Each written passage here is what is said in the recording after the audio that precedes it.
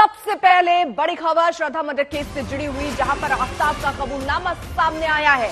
जज के सामने आफ्ताब ने यह कबूल किया कि उसने ही श्रद्धा का मर्डर किया, वो गुस्से में था तब उसने मर्डर किया। तो जज के सामने आफ्ताब ने बोला जो किया वो गुस्से में किया, जो गलती की वो गुस्से में की, आफ्ताब का कहना था। और उसी के साथ साथ इस बात का भी उसने खुलासा किया कि और जो अब बॉडी पार्ट्स जो उसने छुपाए हैं वो कहां छुपाए हैं, वो हथियार जो लगातार पुलिस ढूंढ रही थी, जिस हथियार से यह हत्या हुई, वो हथियार कहां है उसके बारे में भी उसने जानकारी दी है। तो एक बड़ा कबूलनामा आफ्ताब का सामने आया।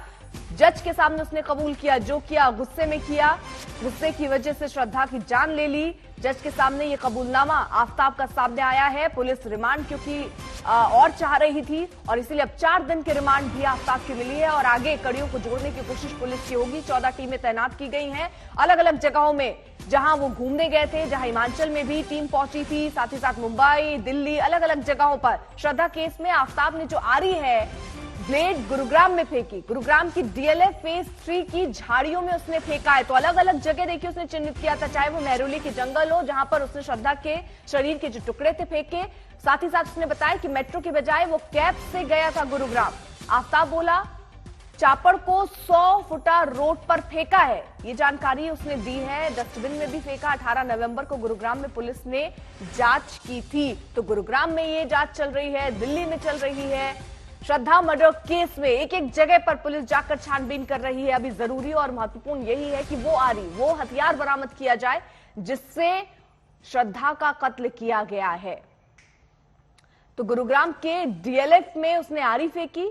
इसी के बाद उसने बताया कि मेहरौली 100 फुटा रोड पर उसने जो चॉपर है वो फेंका। तो ये सारी बातें उसने कबूल की हैं अलग अलग जगह। अगर आप गौर से देखिए, जो गुरुग्राम का इलाका है वहां पर उसने आरी फेंकी, मेहरौली में 100 फुटा रोड पर उसने चापर और मेहरौली के जंगलों में उसने शव के जो टुकड़े थे अलग अलग जगहों पर उसको फेंका है। तो ये सारे कबूलनामे आफ्ताब कर रहा है और इसी के आधार पर पुलिस अब आगे जांच भी बढ़ाती नजर आ रही है। तो आफ्ताब ने एक मैप बनाकर ये बताया कि कहां कहां सबूत उसने फेंके हैं। मैप पर तालाब के बारे में भी उसने बताया, जिस तालाब में उसने जिक्र किया कि श्रद्धा का सर का जो हिस्सा था वो वहां फेंका है।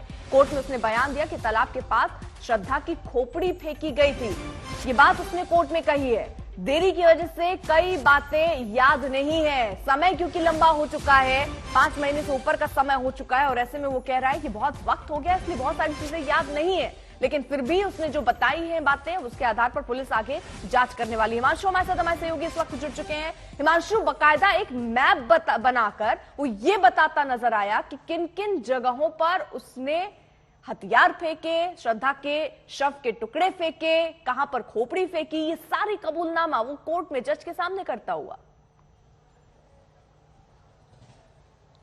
बिल्कुल, देखिए वो ये तो बता रहा है कि मैंने मैप बना करके वो सारी जगहें बता दी पुलिस को, लेकिन वो जगहें कौन कौन सी हैं जरा देखिए। वहां से कुछ ढूंढना कितना मुश्किल है।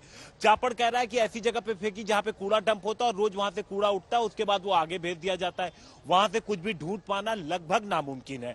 इसके बाद जिस मेहरौली जंगल की वो बात कर रहा है कि शव के टुकड़े उसने वहां पे फेंके, हमने देखा कि पिछले 8 से 9 दिनों से किस तरीके से पुलिस लगातार वहां पर उस जंगल के चप्पे चप्पे को छानती नजर आई, लेकिन वहां से कुछ टुकड़े ही पुलिस को बरामद हुए।